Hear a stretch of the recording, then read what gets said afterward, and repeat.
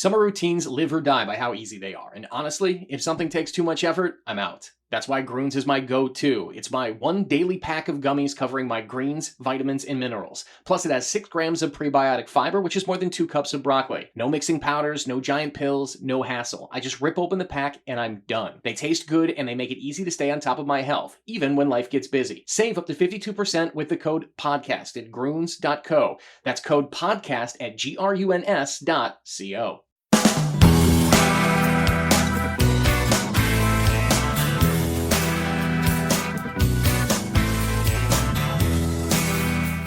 Well, while the Minnesota Timberwolves are making trades, the Twins are talking about not making trades. We're getting to some of that here on the Chin Music Podcast. This is Lavelle, Neal, former Twins beat writer, current Twins columnist. I'm here with the Twins' great hitting savant, Roy Smalley. Jim Souhan, fellow columnist at the Star Tribune, is away this week. So we are speaking to you from the Aquarius Home Services studio and brought to you by True Vision, the Minnesota Twins, and OnX Max. Roy, we just had a great 3-game series at Target Field, although the Twins lost all 3 games to the Los Angeles Dodgers. They drew 100,000 fans during those 3 games. I think 35,000 each on Monday and on Wednesday. How did you think the Twins fared against what many people believe to be is the best team in baseball? Well, I thought they acquitted themselves very well. It's kind of I know it's a hollow victory for a lot of people. I mean, we're not talking here about moral victories. We're talking about winning games. But it clearly, if you look at the roster of the Dodgers and the roster of the Twins, the Dodgers have the edge in talent. And the talent lived up to its billing, but in similar fashion. I mean, the Twins played them to 2 one-run losses, had chances to win those games, and just didn't. And the difference was just in the talent, especially out of the bullpen, and on the mound, front to back. I think for both teams. So I thought that the story really was, how a young Twins roster went toe-to-toe with the Dodgers, 2 of the games, could have won. And in the final analysis, baseball is always good when the Dodgers and Yankees are studs, because they travel around the league and they bring people to ballparks and they make baseball exciting everywhere they go. So I was happy about the whole thing, the whole series. Now, I think we're headed to a Dodgers-Yankees. Go ahead. I'm thinking we're headed to a Dodgers-Yankees World Series, to be honest with you. With the American League and the current state of the American League, it looks like the Yankees are really set up here to make a run. And they're not even 100% healthy yet. Wait till they get a couple starters in that rotation back. They're going to be tough to beat. And you bring up a great point about those 2 teams drawing people to stadiums across the country. Of course, when Yankees used to come here in the 60s, you'd have a bunch of people from North Dakota come down for the games because Roger Maris is from, that state. Dave St. Peter, North Dakota State, the North Dakota guy himself, remembers getting in his town and country station wagon with his family and making a run down to the Twin Cities to watch the Yankees here. He says his dad was a big Maris fan, and they go to Valley Fair. And I was amazed at Monday when I got to the ballpark at about 3:00. Oh, what time? I got there about 4, and gates don't open till 5:30, and there were like a few thousand fans already lined up to get into the stadium, and all the way down toward the street outside the ballpark. And I was like, good Lord, how many Dodgers fans are in this town? I can't believe that many Dodgers fans actually traveled for this series. It was actually fun. It was a great atmosphere. There was a pulsating crowd. Could you feel that when you're watching on television? Yeah, you really could. And it's not just Dodger fans, coming, and Twins fans coming to the ballpark. It's just people who want to see the Dodgers. Yep. Any one of the guys, if the Dodgers had Freddie Freeman only, or Mookie Betts only, or right, of course Shohei, you go out and watch those guys. on an individual basis play the Twins. But they bring that whole cast of characters that the Dodgers bring, and you say, you know what, I'm going to see some elite baseball being played here. And whether the Twins win or the Dodgers win, I'm going to see baseball at its finest brought here to the Twin Cities. I just think it's great. Yeah. If Shohei Ohtani had an upset stomach and missed the series, is it pretty much a foregone conclusion the Twins win 2 out of 3? You know what? The way they played him, it probably works out that way. I can't. You look at the stats and you say, okay, this guy's otherworldly. Best player that's ever played the game, statistically over the last, 5 or 6 years, just because of what he's doing, pitching and hitting. But then, and he can play the outfield. I mean, he plays once in a while, but you don't want to hear any excuses about like they used to do with Miguel Cabrera, or something, or the wonderful DH hitter in Seattle. Edgar Martinez? Years back. Yeah, Edgar Martinez. Just a DH. No, this guy's an athlete. He can steal bases. He can play the outfield. But, so it's a remarkable thing to watch him do all those things. But the more I watch him and the more I think about what other players have to do as pitchers only, right? So they throw bullpens in between time and they work on their stuff. If things aren't quite right, they throw, they're working on certain things, bullpens, and you come out of the game after you pitch and you ice down your arm and do all kinds of things to recover from pitching on the mound. Well, he can't do that. He's in the game. He comes off the mound. He's done for the 9 or 6 innings, and he's a DH. So his arm work, recovery from pitch is going to have to wait, right? And there's that. There's all the conditioning, all things he has to do to get ready to pitch every 5 days. Oh yeah, and then it's take batting practice and study the pitcher that's pitching against you, and get ready as hitters do. And everybody else in baseball for decades has only had to do one of those jobs, and he does both of those jobs, and is arguably better at each one of them than anybody else. And he does both of them, virtually every day. It's remarkable. It's otherworldly. Our Patrick Royce wrote a column about this. I think you were actually involved in the column. I think we could revisit that here since we're talking about Ohtani. Do you think that St. Paul's own Dave Winfield could have been Ohtani before Ohtani? He's the only one that I've seen since I started, following the game and playing till Ohtani. He's the only one that I would have said, okay, he's got a chance. He definitely has a chance. He hit against him throughout my college career. He threw hard. He had a great slider. Played against him in the College World Series, that infamous game when he had us beat on a one-hitter through 8 innings, 7-0, and then we came back and scored 8 runs. Not all off of him in the bottom of the 9th to win in Omaha. But the only reason I bring that up, painful for Minnesota Gopher fans, is because I remember one at bat. I got him to 3-2, and I thought, okay, now I got him. He's going to throw me. They throw that fastball, and I'm just going to cheat on it like crazy because he was throwing harder than anybody else we saw. But I was a pretty good fastball hitter, and I was going to cheat on the fastball and really do something. And he threw me this nasty back foot slider, and I almost threw the bat in the stand swinging at it. It came right out of my hand. I mean, I was so badly fluid. I looked at him and I said, okay, that's not fair. You're 6'6", 235, throw 100 miles an hour. You're throwing me a 3-2 slider? Come on. But yeah, he could have. I think the difference is he didn't have the repertoire that Ohtani has. He didn't have the number of pitches. Ohtani can. I mean, you just name a pitch, and Ohtani's got it. And he has greater movement on his fastball. He threw some. They call them sinkers. And sinker is such a bad name because all sinker means is the opposite of a four-seam a straight fastball now, something that moves.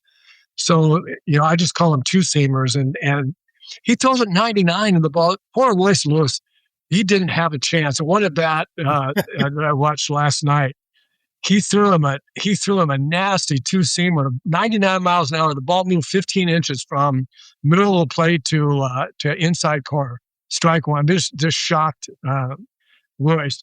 Then he threw one on the same plane that was a slider, but it started inside the plate and broke on the plate. So here are two pitches that come out of his hand looking like they're going to be in the same spot. One goes 99 in onto your hands, and the other one breaks away from you.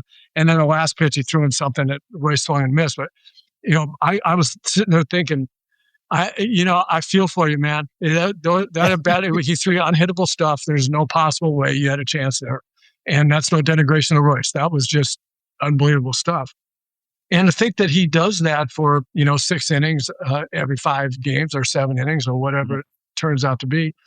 And then he steals 50 bases and, hits however many home runs. And it's incredible. Winnie didn't have that kind of stuff on the mound, not quite. And I think it would have been a shame to ask him to try to do both things. In the era that he played, it just wasn't the time. It wasn't the time in other people's minds. It just wasn't the time for him to do that. And I think it would have been a disservice to what a wonderful Hall of Fame athlete he was as an everyday player. But just as an athlete, yeah, I think he could have done it. One thing about Shohei, I was watching him pitch. I'm trying to figure out how to describe his delivery because he's not over the top. He's not 3/4, right? Is he kind of slinging it a little bit? What do you see in his delivery? Yeah, it's funny because his windup, he goes into kind of a regular windup, and then he bends at the knee end, his back leg, his plant leg bends, and his wingspan. He really cranks into a closed position as he gets ready to come back and open up and deliver to the hitter. And I think it's not over the top. It's not sidearm. It's not 3/4 sidearm. It's kind of in between. And then all that, it's not a long arm. It actually is kind of more of a short arm delivery rather than a long sweeping delivery. It just kind of explodes at you from an angle that's just out off his ear a little bit. And I would think it'd be confusing. Right. Okay, the Shohei Ohtani segment of this podcast is now complete. We will take a break and switch to other topics after these words.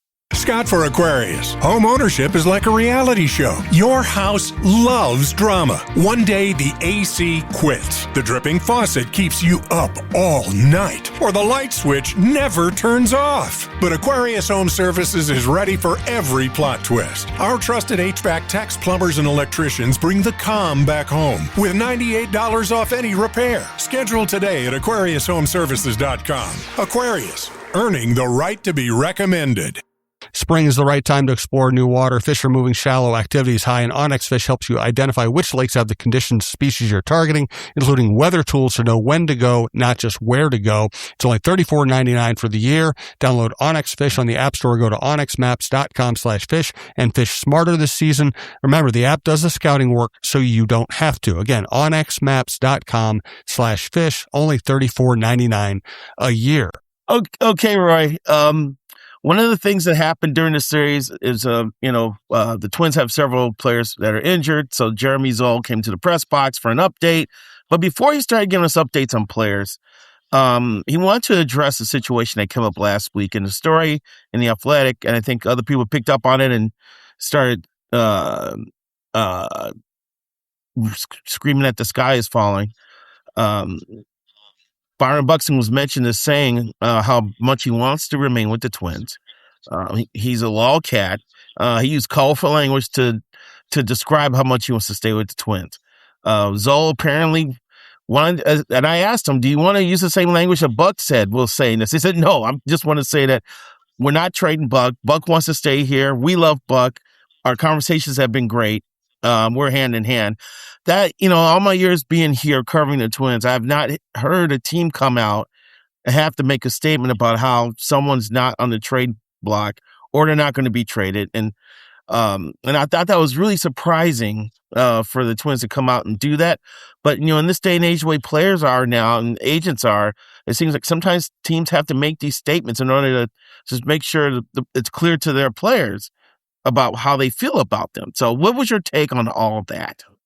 Yeah, I saw the articles, and there was one about the players that were probably going to get traded from the different teams, and Buck was the one from the Yeah. Twins, and I saw a number of those, and I think it's I think it's great. I think it's a great show of commitment and loyalty to Buck that the Twins came out and did that. I was happy to see that. You know, um, Buck could have made a whole bunch of money somewhere else, and he could have been known throughout the universe if he played in New York or L.A. or wherever, Fenway, which probably would have been a wonderful place for him to play. Oh boy. But but he wanted to be here, and Buck is the kind of guy that he's not about making the last dollar. He's about being comfortable. He's about being where he wants to be and having the friends he wants to have and having the family life he wants in a place where he likes. And he made that clear to the Twins, and he did that.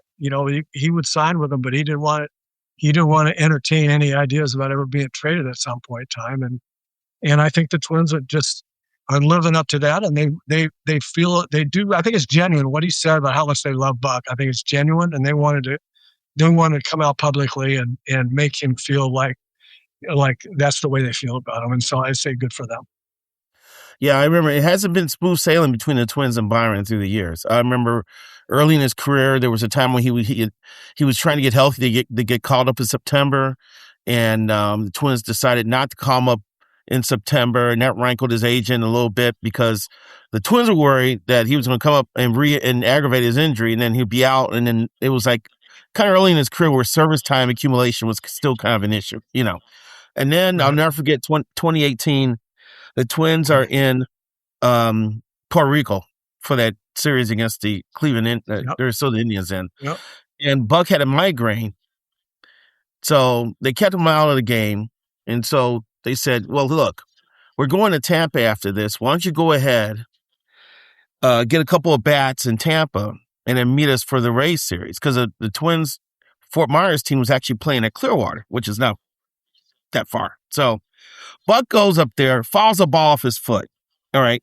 They diagnose it as a bruise. He comes off the injured list. He's still having trouble with the toe. He comes back and they said and it was a broken toe. So they kind of misdiagnosed it a little bit. So, there's been things where it hasn't been smooth sailing, and Buck has had a reason to be upset and have a grudge against the organization, but he hasn't. He's always been a log cat, and he's doubling down on that now. I do wonder if the Atlanta Braves were interested and could put together a package, because they don't really have a deep farm system right now, but he was born in Georgia and he lives in Atlanta during the offseason. I wonder if that would be the one place he would consider if they made a strong offer to sign him. But because the man's having the best year of his career, he's only being paid $15 million. He would be coveted, right? So I think, in agreement with you, kudos to Buck for the loyal soldier he's been through the years, and kudos to the Twins for articulating that. Yeah, I think that's right on. So, so that leads us to the trade deadline, because we're less than 6 weeks away from the August 3rd trade deadline, right? And if the Twins fall out of it, Buxton would have been one of the most coveted players, but Joe Ryan's going to be up there, and Ryan Jefferson is going to be up there too.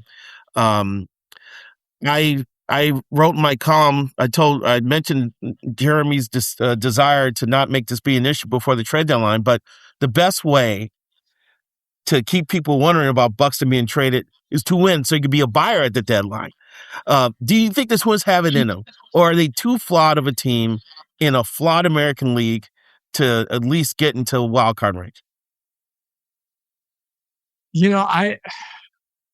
I don't know. I really don't know. I want to say that they could compete for a wild card at least still, but I I think the injury to them. I mean, if you think about this rotation is Joe Ryan's pitching well again. If they had Pablo and Abel,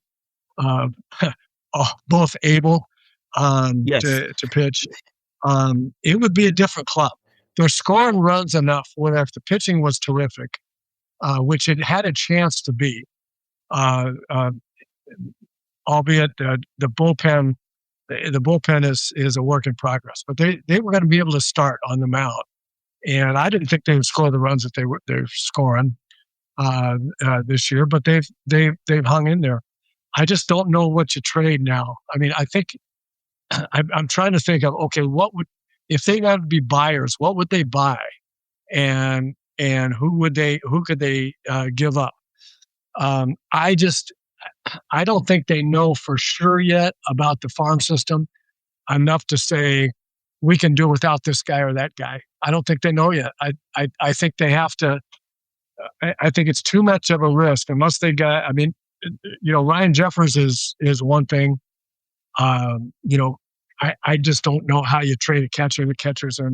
It would have to be an unbelievable haul coming back. And I think the same way for Joe. Joe's still a young enough guy where you say, okay, if we do get these guys healthy next year, we're still looking at the same kind of quality rotation. Then what we have to do is help the bullpen and just get one big slugger and we're right back there. So I think the haul would have to be so immense.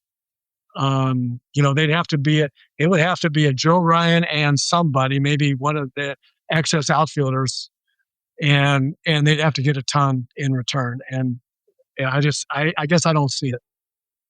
I agree with you. I'll explain why I agree with you after we take a break here for some words from our sponsors. True Vision Institute in Bloomington. Go to truevision.com to set up your free consultation. Get in there, go through all of the steps that they take you through. It's an exhaustive but a very, very intelligent and educating process about all of the vision correction options that are available to you. I had LASIK surgery with True Vision about 2 years ago now. And it's been just an incredible thing for my life. I don't have to deal with the hassles of glasses and contacts anymore. I see clearly both up close and far away. And if you're watching this on YouTube right now, you can see that no glasses. And so I don't have to worry about constantly, are these glasses fashionable, or am I in the right style now? Is my prescription up to date? Do I have to go back and get another batch of daily contacts? Like, all of that hassle is gone, and my life is so much easier because I went to True Vision in Bloomington. So go to truevision.com, set up your consultation, tell them the John Krasinski Show sent you, and get on with living your best life after LASIK surgery at True Vision. Here is where it all starts. Here's where pages are turned and new legends are written. Here's where kids become lifelong fans and lifelong fans become kids. Here's where sunsets last longer, happy hour tastes better, and summer hits its stride. And when all of Twins territory stands together and believes hard enough, well, there's no place like here. Get your tickets at twins.com. All right, we're back. Yes, Roy, I do agree with you that it would be hard. I trading a catcher at the deadline just seems to be hard to me because he's got to come in and learn an entire staff. I don't know what it's like to. I don't know what the learning curve is, or the process, or how long it takes for a catcher to get comfortable working with new pitchers. But a whole staff of them, that would be tough for me. But it's been written and mentioned that the Yankees have made no secret of the fact that they don't have a lot of production from the catching spot, and Jeffers would be their main target. If I'm the Twins, I think I would take advantage of that. If the Twins are buyers, as you pointed out, they'd have to go and try to address the bullpen. If they could find someone who could be a ninth inning guy, and then they can arrange the guys to pitch in the 6th, 7th, and 8th in front of them, I think it would be really beneficial. As much as pitchers have to be on their toes in this day and age as to when they're going to pitch in games, It really helps if you know who in the hell is going to be pitching in the ninth. I just, the one kid that have up Garcia, Derek Shelton was asked about him on Monday. He says, first of all, he's not my closer. Yeah, I don't have one, and I was like, a manager should never have to say that, so if they end up being buyers, there's got to be bullpen, don't you think? Yeah, I do. I do. They can. The offense has been good enough where they looking at that and say, okay, if we could just close out games, I think we're going to score enough runs. I don't like the offense enough yet for them to be able to hang with postseason clubs. I mean, I just don't. If all the kids finally figured out, Royce Lewis actually figures it out, and Keishel and Brooks Lee is for real. I mean, Brooks Lee at the halfway point has got 45 runs batted in, right? So I mean, he's on pace to threaten 100 if he were to get real hot. And 25 homers. I'm sorry.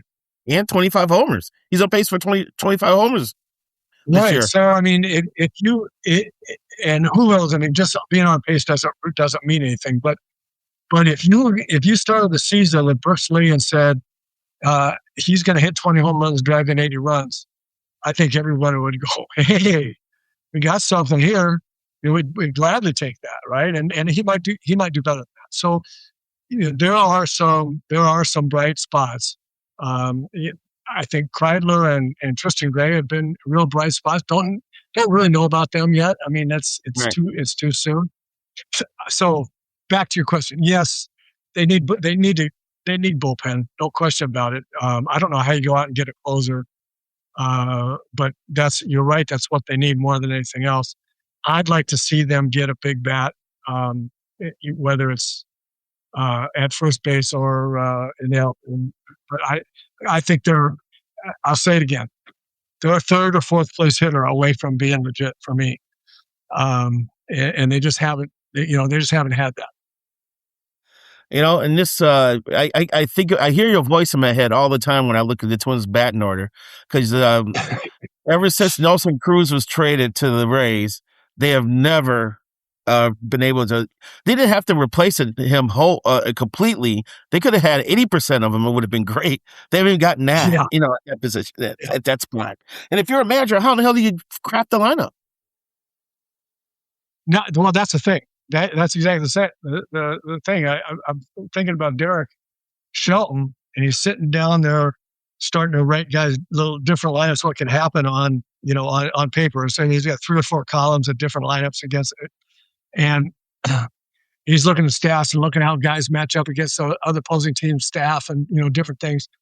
The one thing he doesn't have on each one of those 3 or 4 columns of various lineups is the same guy hitting third or the same guy hitting fourth across all of them. Where this is, okay, I got that guy. Now, how am I going to build around my stud here? He doesn't have that.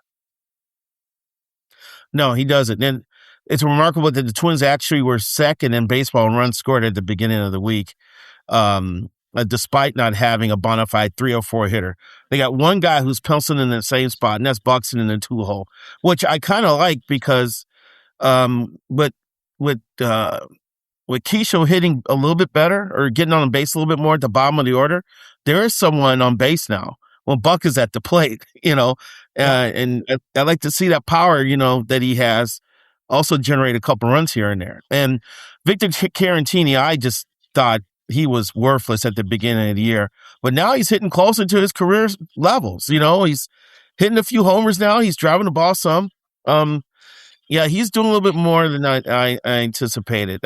When you look at the Twins' batting order, do you think the whole is greater than the sum of its parts, or what are you seeing? What attributes does that lineup have that stand out to you?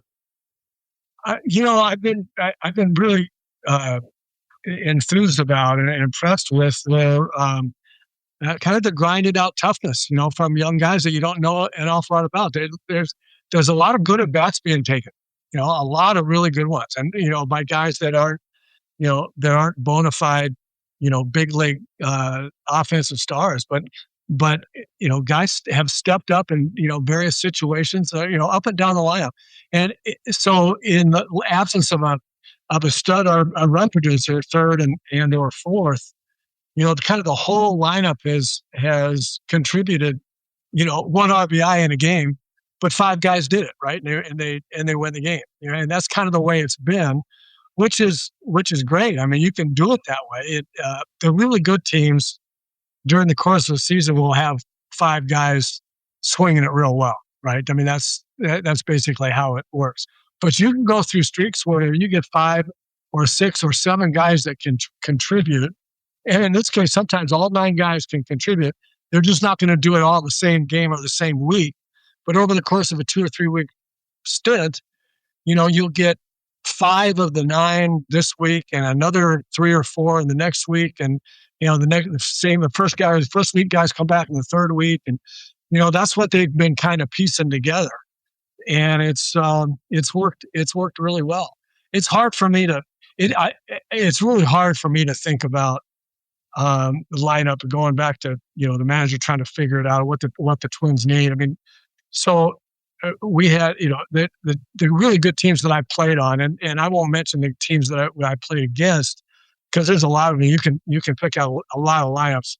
But I mean, you think about 87, and it was Puckett right-handed, Herbeck left-handed, Gaetti right-handed, right? Right. I mean, 3, 4, and 5 were there, every time. And then depending on it's a really tough right-hander on Brunansky, well, I'd hit 6th and Bruno would hit 7th. Or, some guy that, Bruno would hit 6th an awful lot, I'd hit 7th. We'd flip-flop every once in a while depending on what was going on with the pitcher. But I mean, that 3, 4, 5 spot, then with Bruno lurking back there, in one of the next 2, I mean, right. that was more every day, and you can go through the great teams that won in the postseason and you look at their lineup and they either had 3, 4, 5, or they had really good leadoff and 2 of those guys in the 3, 4, 5 spot. I mean, it's just almost the same. You've got, there are spots in the lineup that you got to have, right? And the Twins, I think, for postseason baseball are just a little, they're just a little light since Nelson Cruz. Yeah, I agree. We're gonna wrap up here with a little bourbon and blues segment here. Roy, it's not necessarily bourbon, but someone wanted a copy of my book, so I traded this person a copy of my book. In return, I got a couple bottles of booze. One was Redemption, but the other one was Highland Park 15, which I hadn't had in a while, and I think it's in the Sherry Oak barrel or something like that. What was it? I had the tasting notes up. I just took them down, but I started sipping and I was like, "This is great. It goes in smooth. It's got flavor. You could taste the Sherry Oak in it." And I was like, "Man, I haven't had Highland Park in like years. I need to get back into it." Are you a Highland Park guy by any chance or not? No, I don't know it at all. Yeah, Highland Park is a good model of Scotch. They've got several, of course, like the 10 to 15, the 20 to 25. But yeah, I did a 15-year-old taste, and I was like, this is pretty doggone good. So I would recommend it, especially if you could trade a book, because definitely this bottle's worth more than my book. Let's see here. A combination of sherry seasoned European oak cask, sherry seasoned American oak cask, and a small proportion of refill cask. So that's how it's been stored. And I'll tell you what, it's tasty, folks. So if you're out and about and you're thinking about getting a Scotch this weekend or maybe tonight while you're sitting on the deck, think about the Highland Park 15. So, it's funny. Think about a Scotch with sherry oak finish. That's pretty interesting. I'm gonna have to check that out. That's not a Scotch finish that you immediately think of. No, you don't. And that's why when I looked at the bottle, I said, "Wow, I haven't had this in a while." And then once again, I tasted it, and then I'm like, I have to go look it up, because then, okay, yeah, that's what I was tasting. I'm not at the point where I can sip on something. I can say, I taste peat, or I taste honey, right, or I taste, a certain caramel. I'm not at that point yet. So maybe I need to raise my game. Knowledge is here. Here. I'm gonna work on that. After drinking bottles of town, I'm gonna do it. I'm gonna put you on the spot a little bit on the blues part of Bourbon and Blues, just to see, to see if you've listened to my song recommendation from a couple of weeks ago, because I'm listening to it a lot. Benny Rivers. Have you listened to that? I have not heard the Benny Rivers. Step by step in time. I want you to go out, and everybody, I'm going to say it to you, I'm going to put you on the spot, but I'm going to say to everybody, listen to Benny Rivers, Step by Step in Time. And then next week, Lavelle, you're going to tell me what you think of that. And you're going to thank me, and you don't even have to give me a book for it. I'll buy you a doggone book. All right, homework assignment for me. I've got it written here on my note. Benny Rivers, Step by Step. Good. So it's written out. All right, folks. Thanks a lot for listening this week. I think Jim Suhan will be back with us next week. But until then, take care. We'll see you down the road.